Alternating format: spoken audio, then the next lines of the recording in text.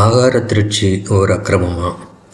இந்த கேள்விக்கு நம்ம பதிலை பார்க்குறதுக்கு முன்னால் ஆகார திருச்சினா என்னங்கிறத முதல்ல பார்ப்போம். இன்றைக்கி மக்கள் அடிக்கடி ஹோட்டலுக்கு போகிறாங்க, விதவிதமாக உணவு ஆர்டர் பண்ணி சாப்பிட்றாங்க. அந்த உணவை நம்ம முழுசும் சாப்பிட்றோமா அப்படிலாம் அவங்க நினைக்கிறது இல்லை. அவங்க அதை கொண்டாங்க இதை கொண்டாங்கன்னு சொல்லி ஆர்டர் பண்ணி சாப்பிட்றாங்க. கடைசியில் பார்த்திங்கன்னா பாதி சாப்பாட்டுக்கு மேலே மீதி வச்சுட்டு அப்படியே போயிடுவாங்க.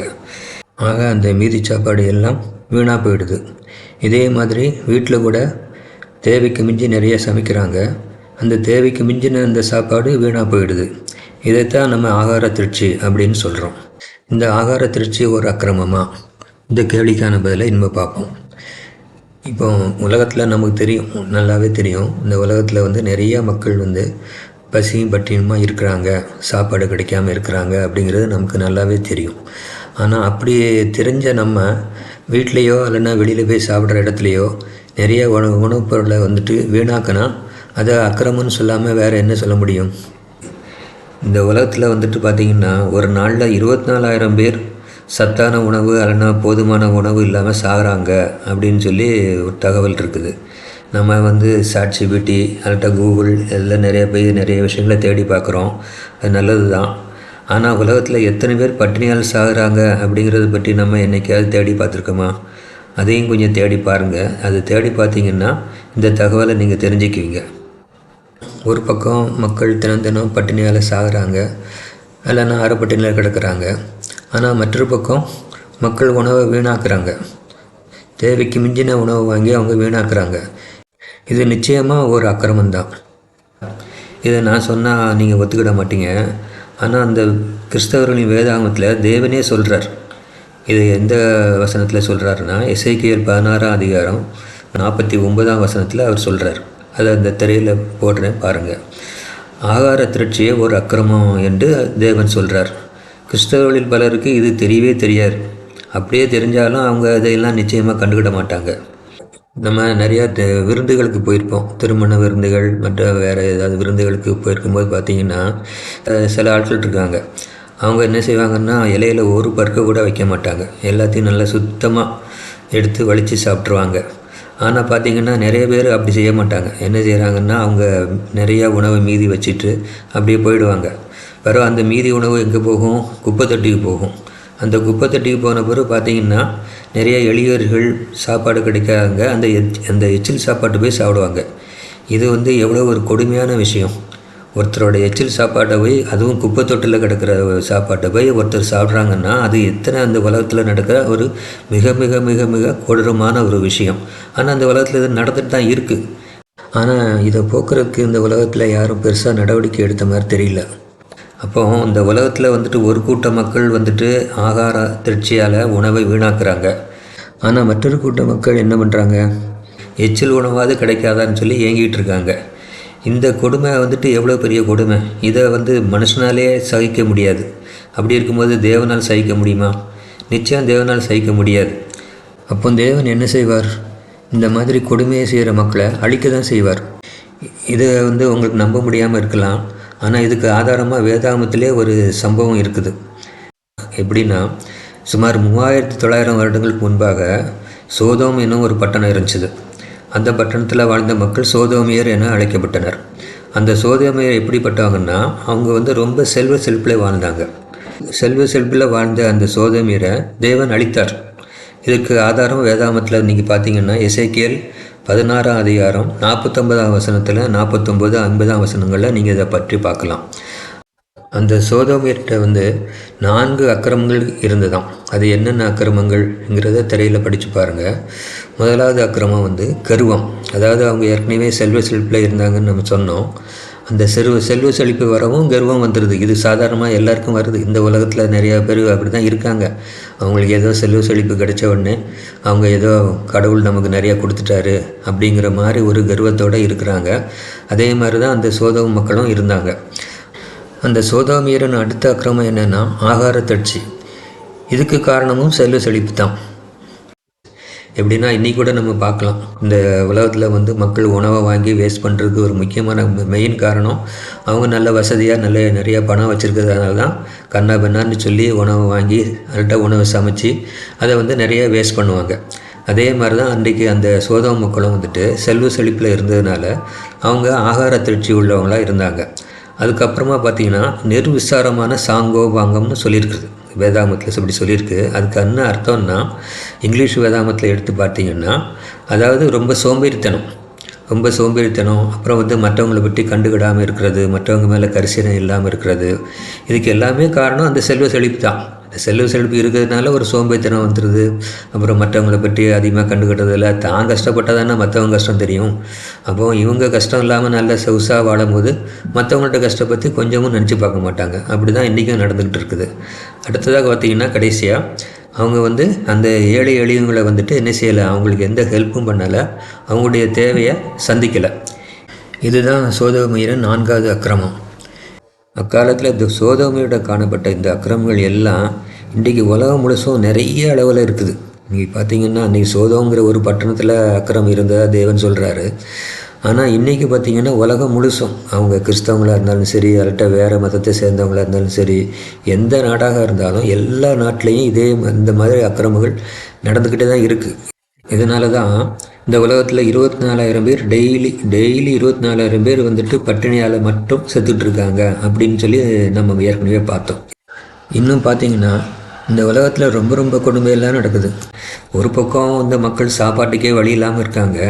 ஆனால் ஒரு பக்கம் மக்கள் என்ன பண்ணுறாங்கன்னா தங்களுடைய செல்ல பிராணி, உதாரணமாக நாய்க்கு வந்துட்டு என்னென்ன சத்தான உணவு கொடுக்கணும் அப்படிங்கிறத பற்றி அவங்க அதை பற்றி யோசிச்சுட்ருக்காங்க. அதனால தான் இன்றைக்கி பார்த்திங்கன்னா டிவியில் அதுக்காக விளம்பரமே வருது. ஒரு நாய்க்கு வந்து எந்த மாதிரி உணவு கொடுக்கணும், உனக்கு எந்த கம்பெனி உணவு கொடுக்கணுங்கிறத பற்றி ஒரு விளம்பரம்லாம் இன்றைக்கி போட்டுட்ருக்காங்க. ஒரு காலத்தில் பார்த்திங்கன்னா இந்த குழந்தைகளுக்கு நல்லா உயரமாக வளரணும், நல்லா பலசாலியாக இருக்கணும், அதுக்கு என்ன உணவு கொடுக்கலாம், எந்த உணவு சத்தான உணவு கொடுக்கலாம் அப்படிங்கிறத பற்றி ஒரு காலத்தில் விளம்பரம் போட்டாங்க. சரி, அதையாவது கொஞ்சமாக சகிச்சுக்கிடலாம், சரி பிள்ளைகளுக்கு தானே சொல்கிறாங்க அப்படின்னு சொல்லி. இன்றைக்கி பார்த்திங்கன்னா செல்ல பிராணிகளுக்கும் அதே மாதிரி சத்தான உணவு கொடுக்கறதுக்கு அதுக்குண்டான விளம்பரத்தை இன்றைக்கி போடுறாங்க. காரணம் என்ன? இந்த மக்கள் வந்துட்டு அப்படி இருக்கிறாங்க. மக்கள் அப்படி இருக்கிறதுனால தான் அந்த விளம்பரதாரர்கள் வந்துட்டு இந்த மாதிரி விளம்பரங்கள் எல்லாம் அவங்க போடுறாங்க. மொத்தத்தில் செல்வ செழிப்பிலும் ஆகார திருச்சியிலும் மிதக்கிற இந்த ஒரு கூட்ட மக்கள் உணவுக்காக போராடிய மற்றொரு கூட்ட மக்களை பற்றி கொஞ்சமும் கவலைப்படுறதும் இல்லை, அவங்கள பற்றி நினைக்கிறதும் இல்லை, அவங்களுக்கு எந்த உதவியும் செய்கிறதும் இல்லை. இப்படிப்பட்ட அந்த மக்களை என்ன செய்யலாம்? இவங்களை அழிக்கிறத தவிர வேறு வழியே இல்லை. இதைத்தான் அந்த காலத்தில் சோதோமியருக்கு தேவன் செய்தார். அதாவது எளியோர் மீது கரிசனை இல்லாமல் ஆகார திருச்சியில் மிதந்த சோதோமியரை தேவன் ஒட்டுமொத்தமாக அழித்தார். இதை எசேக்கியேல் 16ஆம் அதிகாரம் 50ஆம் வசனத்தில் நீங்கள் பார்க்கலாம். இந்த வசனத்தில் தேவன் சொல்லும்போது அவங்க ரொம்ப அருவருப்பான செயல்களை செய்ததாக சொல்கிறார். ஆமாம், அவங்க அருவருப்பான செயல்கள்லாம் செஞ்சாங்க. அதனால தான் தேவன் அவங்களை அடித்ததாக அந்த கிறிஸ்தவ போதர்கள் நிறைய பேர் சொல்லுவாங்க. அவங்க ரொம்ப அருவருப்பான செயல்களை செஞ்சாங்க, அதனால தான் தேவன் அவங்கள அழித்தார் அப்படின்னு சொல்லி சொல்லுவாங்க. ஆனால் அவங்க சொல்கிறது சரியில்லை. சோதோமியரின் அழிவுக்கு அடிப்படை காரணம் அவங்க எளியோர் மீது கரிசனை இல்லாமல் இருந்தது தான். இதை நான் திட்டவட்டமாக சொல்வேன். ஆனால் நான் சொல்கிறத நீங்கள் ஏற்றுக்கிட மாட்டீங்க. தேவகுமார் நான் இயேசு சொன்னால் ஏற்றுக்கிப்பீங்களா? சரி, இப்போ லூக்கா 16ஆம் அதிகாரம் 19ஆம் வசனம் முதல் 31ஆம் வசனம் வரைக்கும் உள்ள ஒரு பகுதியை படித்து பாருங்கள். அதில் வந்து இயேசு சொன்ன ஒரு நிகழ்வு இருக்குது. அது என்னென்னா, தரித்திரன் லாசரு அப்புறம் ஒரு ஐஸ்வர்யவான், இந்த 2 பேரை பற்றி சில விஷயங்களை இயேசு கிறிஸ்து சொல்கிறார். என்ன சொல்கிறாருன்னா, இந்த ஐஸ்வர்யவான் எப்படி இருந்தான்னா நல்ல வெளியேறப்பெற்ற உடைகளை தரித்து கொண்டு நல்லா சம்பரமாக சாப்பிட்டு அப்படி இருந்தான் அப்படின்னு சொல்லி அந்த ஐஸ்வர்யனை பற்றி சொல்கிறாரு. ஆனால் அதே சமயத்தில் இந்த தரித்திரன் லாசரு வந்துட்டு அவன் வீட்டு வாசலில் கிடக்கிறான். அங்கேருந்து நேராக அவன் ஐஸ்வர்யவான் சாப்பிட்றத பார்க்குறான். அப்போது அந்த ஐஸ்வர்யவான் சாப்பிட்ட எச்சில் உணவு கீழே விழுறத பார்க்குறான். அந்த எச்சில் உணவை அவன் சாப்பிட்றதுக்கு ஆசையாக இருந்தான் அப்படின்னு இயேசு கிறிஸ்து சொல்கிறார். அந்த ஐஸ்வர்யனை பொறுத்தப்பட்டல அவன் ஒரு அருவருப்பான செயல்கள் எதையும் செய்ததாக இயேசு சொல்லவில்லை. சொல்லப்போனால் இந்த காலத்தில் வந்து மனுஷங்க என்ன செய்கிறாங்கன்னா, ஏழை எளியவங்களை வீட்டு பக்கத்துலேயே விட மாட்டாங்க. அப்படி தான் அவ்வளவு கடினமான இருதயத்தில் தான் இந்த கால மக்கள் வாழ்கிறாங்க. ஆனால் அந்த ஐஸ்வர்யான் என்ன பண்ணான்னா, அந்த தரித்திரன் லாசருவை அவன் வீட்டு பக்கத்தில் அனுமதிச்சிருக்கிறான். அனுமதிச்சது மாத்திரம் இல்லை, அவன் வெளிலேருந்து பார்க்கும்போது இவன் சாப்பிட்றத பார்க்கக்கூடிய அளவுக்கு அவனுக்கு அனுமதி கொடுத்துருக்குறான். ஆனால் அவன் மேலே என்ன தப்பு?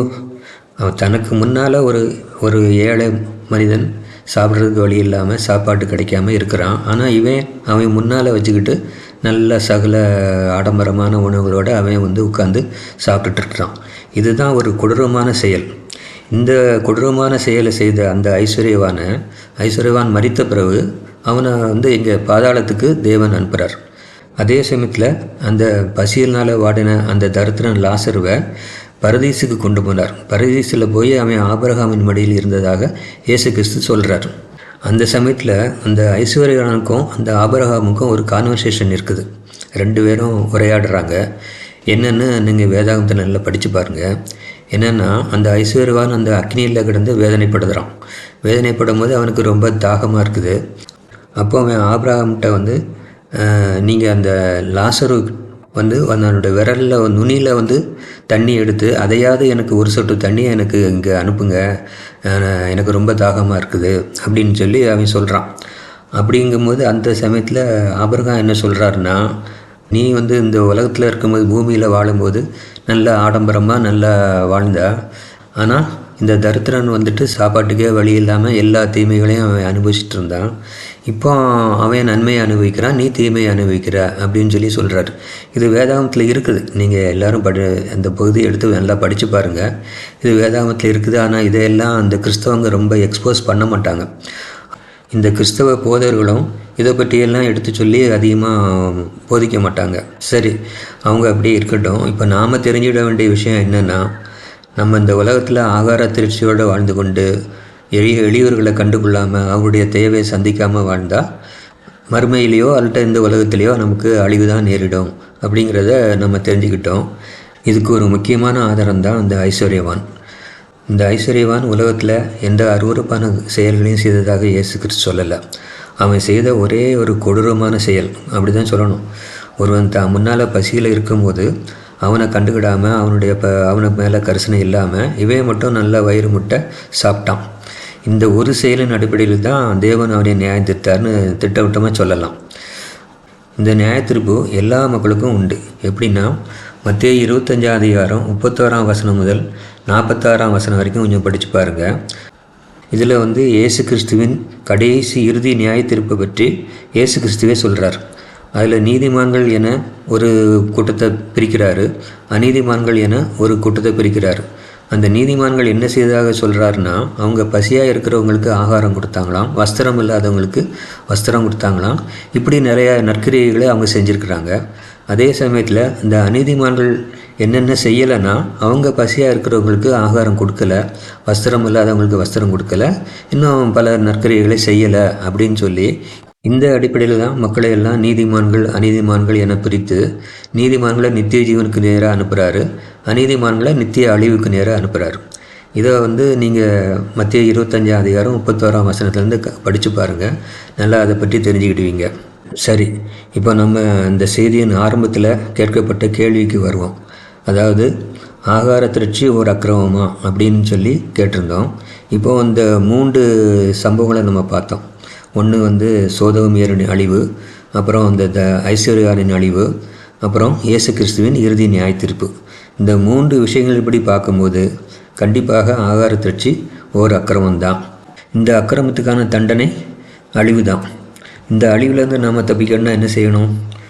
நமக்கு தேவையான உணவை நல்லா சாப்பிடுவோம், அதை பற்றி ஒன்றும் பிரச்சனை இல்லை, அது ஒரு தப்பு இல்லை. ஆனால் தேவைக்கு மிஞ்சி நம்ம உணவை வாங்கி அதை வீணடிக்க வேண்டாம். அது மட்டும் இல்லை, நம்ம சுற்றியுள்ள ஏழை எளியோர் மீது கர்சனையாக இருப்போம், அவர்களின் தேவைகளை சந்திப்போம். இப்படி நாம் நடந்தோம்னா ஆகார திரட்சிக்கான தண்டனை தேவன் நமக்கு நிச்சயமாக தரமாட்டார் என நான் நிச்சயமாக நம்பலாம்.